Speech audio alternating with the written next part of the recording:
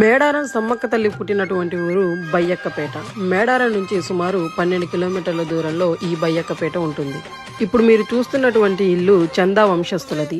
ఈ చందా వంశస్థుల వారికే దేవరగట్టు గుట్ట మీద సమ్మక్క తల్లి దొరికింది. ఈ పూరి గుడిసెలోనే పుట్ట రూపంలో సమ్మక్క తల్లి వెలసి నివాసం ఉంటుంది. ఈ ఊరి గ్రామస్తులకి ఎటువంటి చెడు అనేది సోకకుండా అమ్మవారు కాపు కాస్తూ ఉంటుంది. ఇక్కడ కనిపిస్తున్న బుర్రలోనే అమ్మవారు నీరు తాగేదంట. మేడారంలో జాతర జరిగిన తర్వాతి సంవత్సరం ఈ బయ్యక్కపేటలో పెద్ద ఎత్తున జాతర అనేది 5 రోజులు జరపడం అనేది ఆనవాయితీగా వస్తూ ఉంది. ఈ సమ్మక్క తల్లి ఇష్టంగా తినేటటువంటి గడ్డలు ఎల్లేరు గడ్డలు. అమ్మవారికి నైవేద్యంగా ఎల్లేరు గడ్డల్ని ఇక్కడ గ్రామస్తులు సమర్పించుకుంటారు. ఈ ఊరి దొరైనటువంటి కొండరాజుకి దేవరగట్టు గుట్ట మీద సమ్మక్క తల్లి పుట్ట మీద చిన్న పాప రూపంలో కనిపించింది.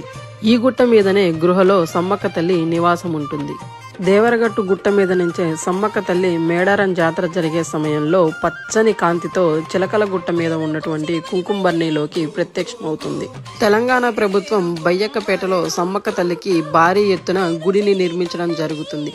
దేవరగట్టు గుట్ట ఎదురుగానే ఈ గుడి నిర్మించబోతున్నారు.